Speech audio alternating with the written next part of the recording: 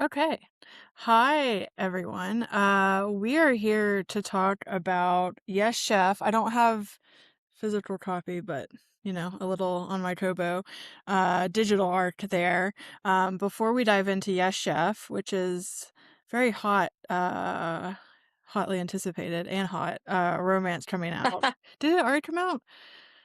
No? Okay. First I want to say we have our first romance live author interview next Tuesday with Emily Rex as part of our Summer of Swoon series. So we'll be live here and on YouTube and Substack. So please follow us and DM us your questions for Emily and we will maybe ask them live. Yeah, maybe. Okay. Well, look, we could get some crazy ones, who knows.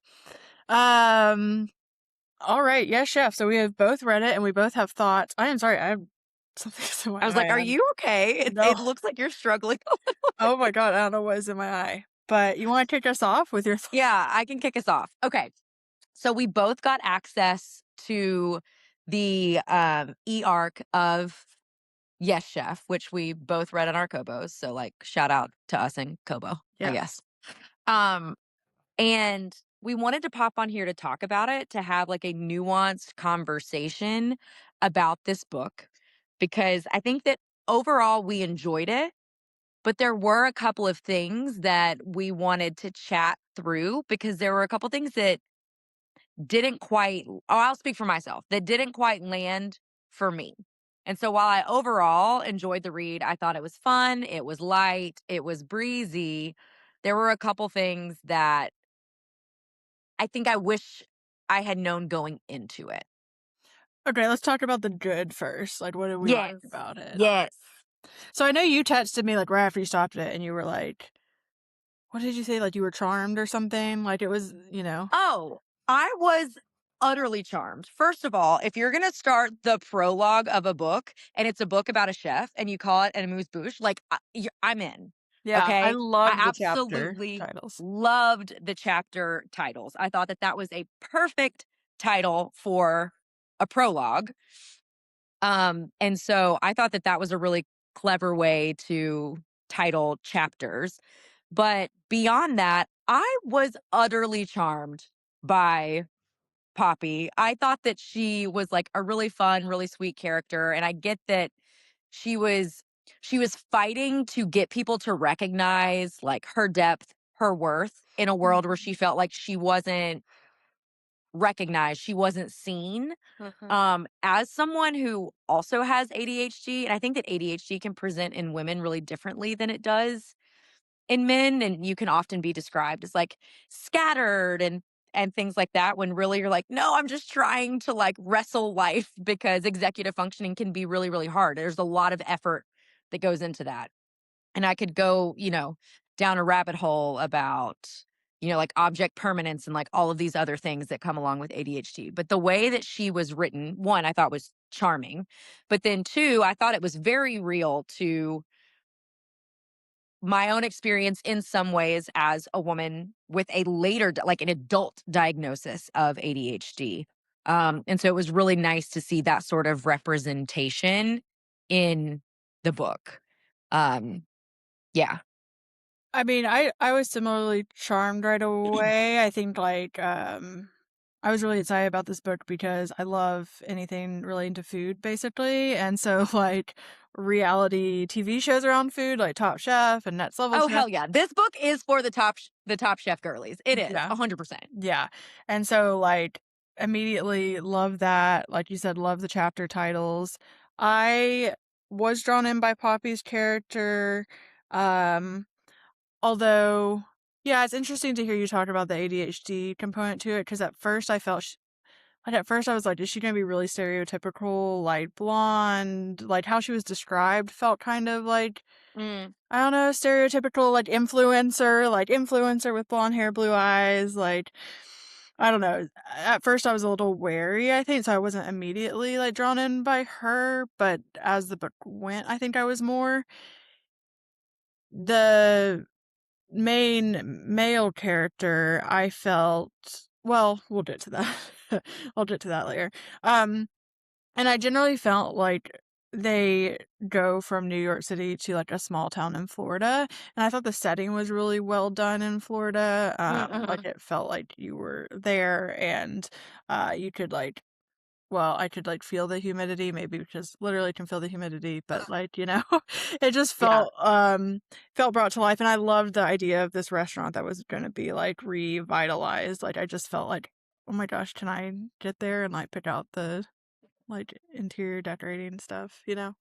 Bitch, let me design a restaurant. I Yeah. swear to God, let me design a restaurant. That's like all I want to do. Yeah, so that was, like, very fun and relatable.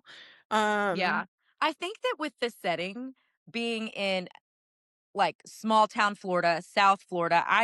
It felt like it was close to the Keys, right? Like that's what I was getting from that. And then that makes me think about the trip that we took to the Keys all those years ago. yeah, And maybe that's what made it feel very real to me because I'm yeah, like, "Oh, I can totally see this being a story that plays out in that part of Florida yeah, because this tracks with what like we experienced on that trip."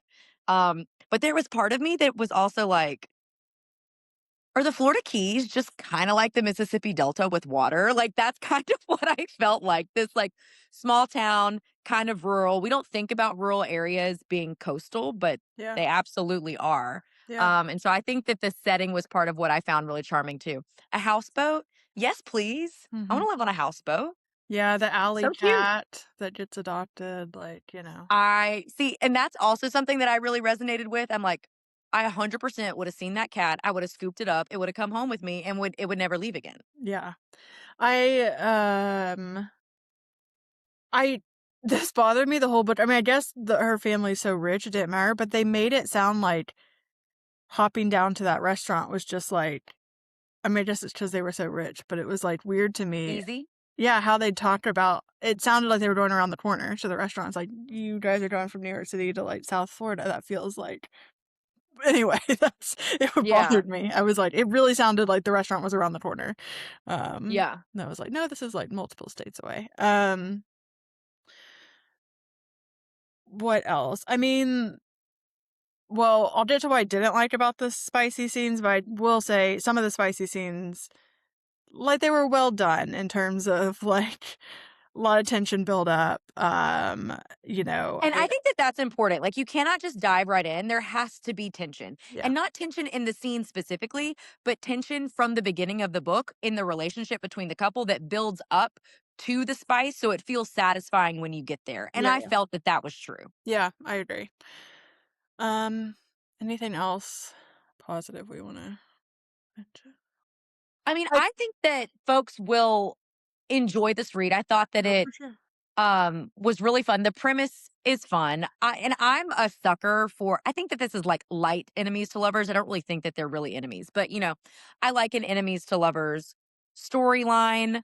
And so that was something that I found really interesting. I think that Well, it is it's also a like, friends with benefits storyline too, yes, which is interesting. Yeah.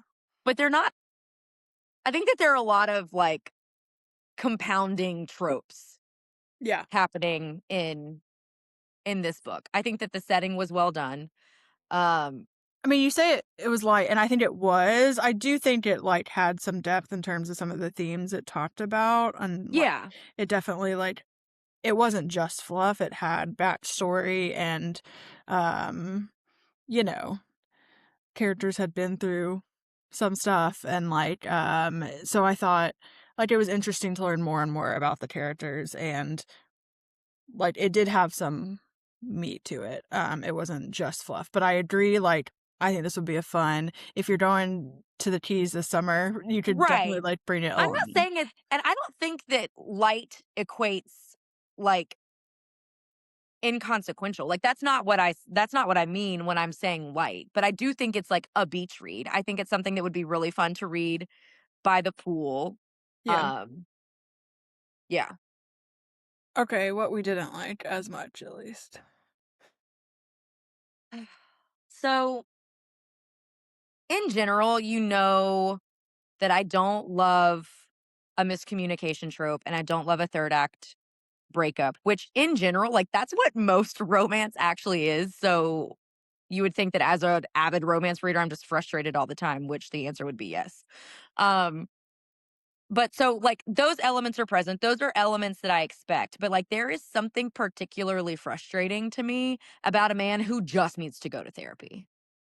I mean, that was what I was like, this man needs therapy so badly, and I just I found And she is not that. Like, she is not a therapist. Like, Poppy should not fill that role. It's like your life is not fulfilled because you met this person. No, you go to therapy, you do the work, and then you're in a place where you can have a healthy relationship.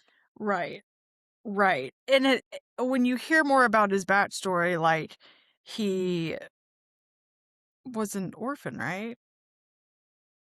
Yeah. Yeah, and, Yes. like, and then Or his his parents did not want him and he was in the foster system. Yeah. fosters okay. But so, like, it's a really tough backstory, and you're learning all this stuff, and you're like, "This man really needs therapy." He's like some of the scenes I felt like it was, like, a little too aggressive coming from him. I'm like, "Don't yell at her," like, or I don't know, it felt like a little too much, like, that I didn't like, and then to go from that to this, like, really, like, as he would talk about it, like, kind of instability and, like, as soon as he had found family in Florida, he then ran away from it. Um, to go from that to, like, all of a sudden he wants to get her pregnant. Oh, that made Yeah. me so mad. And, Yeah. like, um, Like, you don't go from all of that to like, "Oh my gosh, I found the perfect person. I'm ready to settle down and I am going to impregnate her." yeah. I mean, first of all, I don't like that kink anyway, I don't and like a breeding kink. I think, first of all, the term breeding kink is absolutely disgusting to it me. makes my It skin crawl. makes my skin crawl. Yep. Yep. Um, Mm-mm. which I'm not here to yuck somebody's yum. Like, Yeah.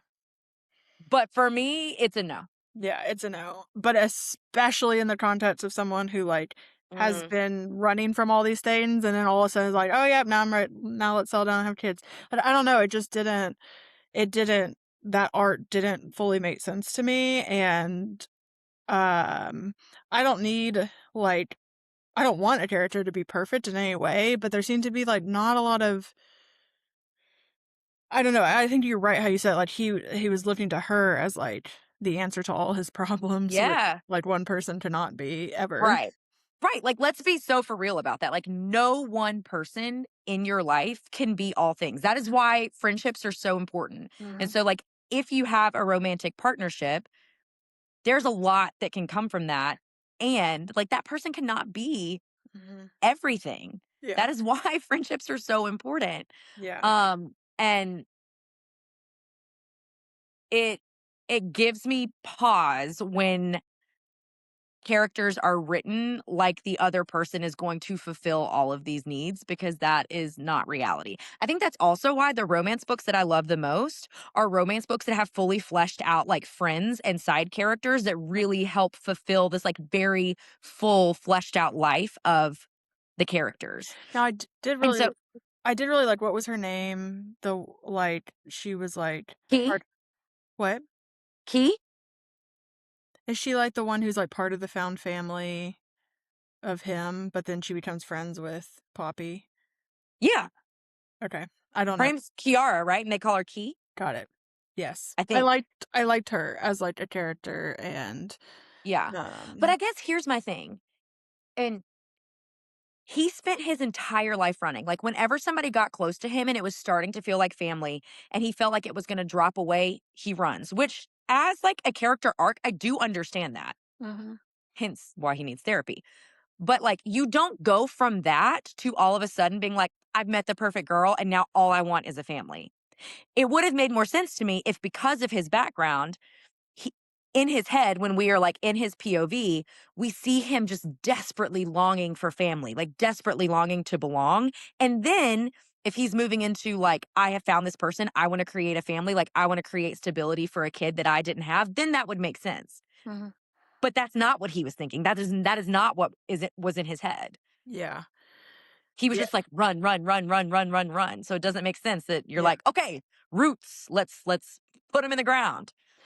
For me, I also found I know this is a really common trope, and I don't think it's not like I necessarily dislike the trope, but the sunshine grumpy, it felt a little maybe that's what I, like it felt a little too heavy-handed that her hair was like corn or whatever. I don't know, like sunshine, and then it's Mm. like, okay, we did it. She's the sunshine and he's the grumpy, but like some of it just felt heavy-handed. Like I know she looks like literal sunshine in some of the ways she's described, and like sometimes she was just And so he looks like he's dark and brooding and he has tattoos and yeah, yeah, yeah. I felt like a little heavy-handed. Like I don't think that's a bad trope, but I think yeah, it was a little too much in this one. Yeah. yeah. But all that to say, I feel like we wanted to have a really nuanced conversation about this book. Overall, it was still an enjoyable read. Yeah, Like, 100%. absolutely enjoyed reading the book. I think this book has gotten so much hype. I mean, at least I feel like I Yeah, see it everywhere and, like, I've seen it everywhere. it's, like, so hyped up. So I think it's just, like I think you're probably gonna see a lot of reviews out there or, like, Instagram posts that are very just like, "This is the best book ever," and, like, we just want to offer more nuance to that. Not to say don't read it, because if you're looking for some spicy fun in the summer, like, this is a great choice. Yeah, But yeah, but there were some things that we did not love as well, and that's okay. yeah. Cool. Any final thoughts, Jayla? Um, no. Okay. I think I said everything that I wanted Well, to say. join us next week with Emily Rex to Oh talk yeah, that's a about final thought. I'm so excited about this author interview series that we're doing. Emily Rex is a Houstonian. And so I feel like what's really exciting about some of her books, especially somebody who lives in Houston, is that her setting feels like a character. Um, and for me, it's really fun to read about all of like the places that they go in Houston because I'm like, oh, that's literally down the street from me. Oh, that's my neighborhood. And so that was a cool experience for me reading as someone who lives in Houston. So I'm really excited to speak to her. And she is someone who I think is taking in her writing is very specifically taking a different I was approach just about to say. to the happily ever after. Well, and I was just about to say, I mean, the start of her first book, Red Zone Realizations, literally Mhm. starts with the woman being like, "I don't want kids," and, like, Yeah. that leads to the demise of her, engagement, actually, but I, like, um yeah, thinking about that in relationship is just like it's obviously a very different perspective, and I'm glad to see it represented in romance, because sometimes Hmm. the happily ever after always looks a certain way. We'll talk about this all next week, so please join us. Yeah. But just to say we're all very excited about this, Yes. and can't wait, yeah, to talk with her. Yeah. Okay, bye.